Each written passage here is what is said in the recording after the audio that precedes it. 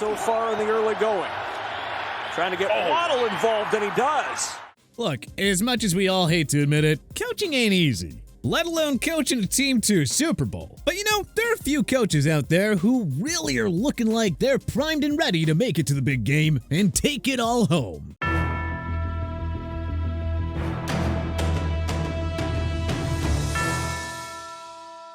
Among all active NFL head coaches, only Bill Belichick and Andy Reid have multiple Super Bowl championship rings. Mike Tomlin, Sean McVay, John Harbaugh, Doug Peterson, Sean Payton, Mike McCarthy, and Pete Carroll all have one apiece as well. Well, it's only a matter of time until several active head coaches add their names to the list of Super Bowl winning head coaches. But, you know, on the other hand, there are several others who have had more than enough time to lead their clubs to the promised land, and it's pretty clear that it probably is never gonna happen. But with that said, here are 5 NFL head coaches who will eventually win a Super Bowl, and 5 who never will. Sometimes you're going to have a game where you light it up, and sometimes, you know, in a game with that type of skill over there, you can get lit up. Will Kyle Shanahan. Among all active head coaches who have yet to win a ring, nobody has been so close yet nowhere near as much as Kyle Shanahan. Yes, we all remember Shanahan's botched play calling in the Atlanta Falcons Super Bowl 51 collapse against the New England Patriots. But that was as an offensive coordinator. The losses as head coach of the San Francisco 49ers have been equally painful.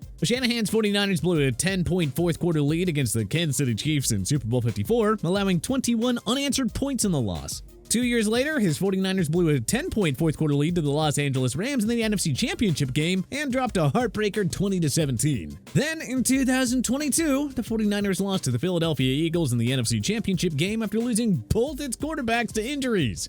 But, the heartbreak for Shanny is about to end soon. Why? Because he's too freaking good of a coach to keep losing like this. John Lynch is just too great of a GM. The 49ers have too good of a roster led by Brock Purdy, Christian McCaffrey, Deebo Samuel, Brandon Ayuk, George Kittle, Trent Williams, Fred Warner, Nick Bosa, and Javon Hargrave. Whew!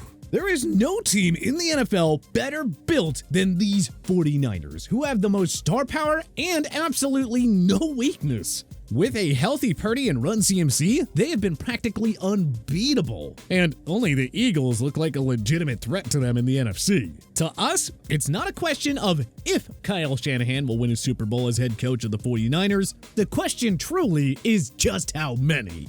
Never will, Matt LaFleur. How do we put this nicely? Oh wait, we can be perfectly blunt? Yeah. All right, then. All right, how about this? LaFleur botched his best chance to win a Super Bowl as head coach of the Green Bay Packers once Aaron Rodgers walked out that door. The Packers won 3 straight NFC North Division crowns to begin the LaFleur era, reaching the 2019 and 2020 NFC Championship games. As well, Rodgers won back-to-back MVP awards in 2020 and 2021. And yet, the Packers couldn't even advance to the Super Bowl. They just kept choking and choking and choking in January.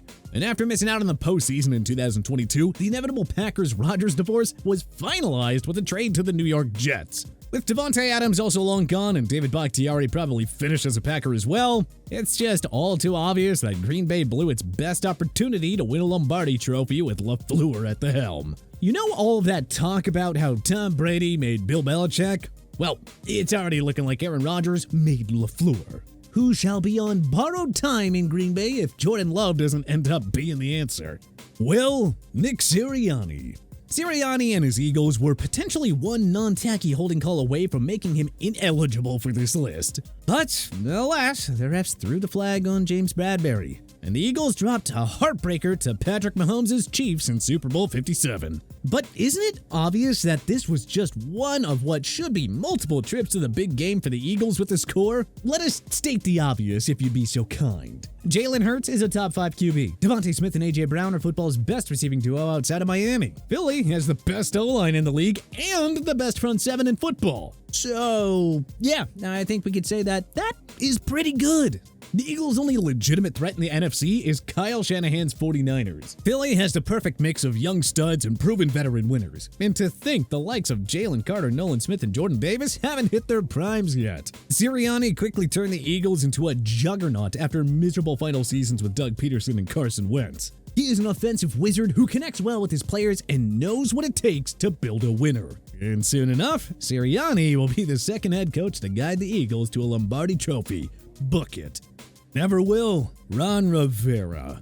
If there's any consolation for Riverboat Ron, it's that he won a Super Bowl 20 championship ring as a player on the legendary 85 Chicago Bears team. But, as a head coach, he had his chances, but it was just never meant to be. The 2013 and 2015 NFL Coach of the Year deserves every bit of credit for turning the Carolina Panthers into a juggernaut in the 2010s. He helped Cam Newton become a star and led Carolina to 4 playoff appearances and a trip to Super Bowl 50, where they were crushed by the Denver Broncos. After starting out 5-7 in 2019, the Panthers fired Riverboat Ron. Rivera wasn't out of work for long, however. The Washington football team, now the Commanders, hired him in 2020. Rivera led Washington to a surprise NFC East Division title in his first year there, despite a 7-9 record. But he was never able to build on top of that. With the Commanders sinking more and more into mediocrity under Rivera, it's just too obvious that he's not suited to be a head coach anymore. He never developed a quality quarterback other than Cam Newton. And the so-called defensive guru hasn't been able to consistently build a top 10 defense.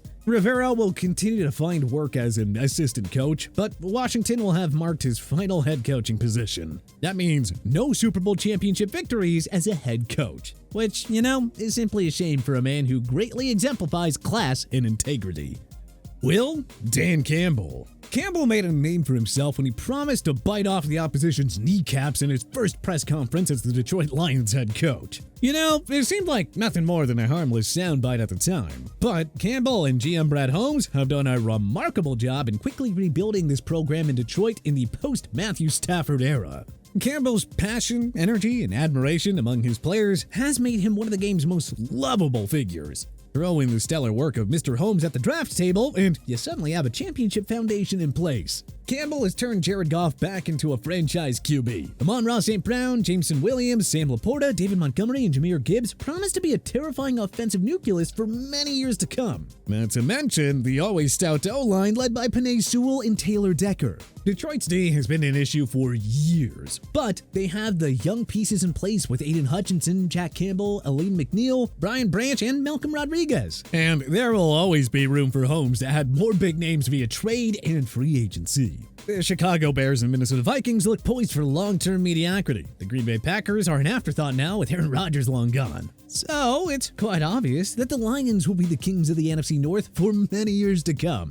Trust us, the party in Motor City is just beginning. Lions fans deserve this after more than 6 decades of pain and misery. And when all is said and done, Campbell will go down as a Detroit icon after he leads this team to its first Super Bowl championship. Never will Kevin Stefansky. The sky once felt like the limit for Stefansky's Cleveland Browns. In his first year on the job, he coached the club to 11 wins and their first postseason appearance in 18 years. The Browns then upset the Pittsburgh Steelers on Wild Card Weekend before narrowly falling to Patrick Mahomes and the Chiefs in the divisional round. Still, 2020 was a tremendous success for a Browns team that finally took a step forward. And Stefansky was subsequently named NFL Coach of the Year. But, the Browns have taken steps back ever since, recording back-to-back losing seasons and becoming an afterthought in the AFC. They gave up way too quickly on Baker Mayfield and made a mistake by trading for Deshaun Watson. With limited cap space and few draft assets in the coming years, it's hard to see how the Browns will build a sustainable winner in football's toughest division. This team just isn't on par with the Chiefs, Steelers, Miami Dolphins, Jacksonville Jaguars, or Buffalo Bills. Stefansky can't take all the blame in Cleveland, but this is a team mired in mediocrity, with an owner who condones mediocrity. Unless he lands another gig in his post-Cleveland endeavors, it's impossible to see how he wins a Super Bowl as a head coach. Mike McDaniel.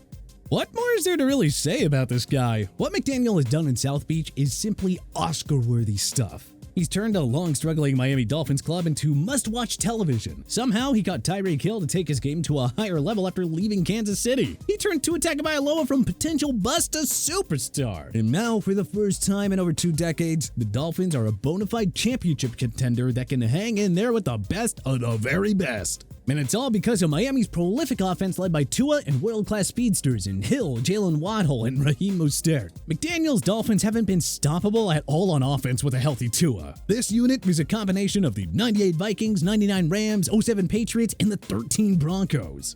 Just how do you stop this unit when you've got nobody to keep up with all their lightning-quick offensive weapons? Yes, the Dolphins have plenty of competition in a crowded AFC. But who in the league can stop these guys when they're at full strength again? Yeah, mark our words, it's only a matter of time until this juggernaut finally brings the Lombardi Trophy back to South Beach. Never will Robert Saleh.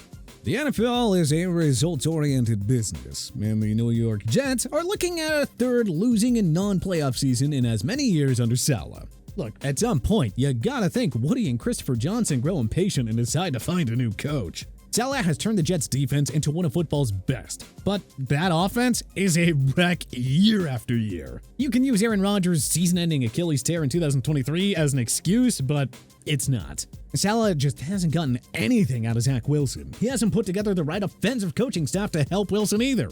It just seems evident to us that Saleh is best suited for a defensive coordinator role, and you know, that's okay. He was a top-tier DC on Kyle Shanahan's coaching staff in San Fran, and was on staff for the Seattle Seahawks Super Bowl 48 championship season after all. But Saleh had his chances to put together a winner with the Jets. It shouldn't have come down entirely to a healthy Aaron Rodgers for Saleh to experience success in Gotham. Even if Saleh stays on a couple of more years, it's not like the Jets' championship window is open long-term with a QB in his 40s. Well, Sean McDermott. The McDermott-Josh Allen-led Buffalo Bills feel like the pre-2006 Peyton Manning-led Indianapolis Colts. They are always a regular season juggernaut, and you just know it's a matter of time until the playoff bounces go their way. Buffalo consistently fields a top 5 offense and defense under McDermott. Allen is a top 3 QB in the game. Stephon Diggs, Dalton Kincaid, James Cook, and Gabe Davis give Allen more than enough weaponry to keep up with, or outdo, all the other juggernauts in the AFC. The defense is always a problem with Micah Hyde, Jordan Poyer, Matt Milano, Ed Oliver, Tre'Davious White, and Von Miller leading the way. Now if the unit, Miller especially, could just get fully healthy in the postseason. The Bills have the best all-around roster in the AFC. Allen is a proven postseason performer and loves the clutch moments. One of these days, the bounces will go Buffalo's way and result in the Lombardi Trophy. Heck, maybe even 2 or 3. It's all gonna be with McDermott and Allen leading the way. Won't Brandon Staley? We hate to be harsh, but come on, isn't it obvious that this ultra-talented Los Angeles Chargers team is being held back by Staley's awful in-game management? Staley was the DC of the Rams squad that finished as football's #1 defense in 2020. That's what earned him the Chargers job. And yet, a defensive-first head coach like him can't help but watch close games with inept management and overly aggressive play calls that just literally always backfire. The Chargers have charged it up for just way too long now. Staley is no different than the Norv Turner, Mike McCoy, or Anthony Lynn-led Chargers. Hey, remember when Staley's Bolts gave up a 27-point lead to the Jaguars in the 2022 wildcard round? Staley isn't suited to coach this Chargers team that just has way too much talent to fail. We don't doubt that he can be a great assistant coach in this league, but he is just too inexperienced and simply not battle-tested enough to be a head coach, let alone a Super Bowl winning one. But which other active NFL head coaches will win a Super Bowl, and which ones never will? Let us know what you think in the comment section below. If you like this video and learned a thing or two, clicking the like button helps out a ton, and hey, we appreciate it. If this is your first time coming around to TPS though, subscribing is a great idea, because we put out videos like this every single day.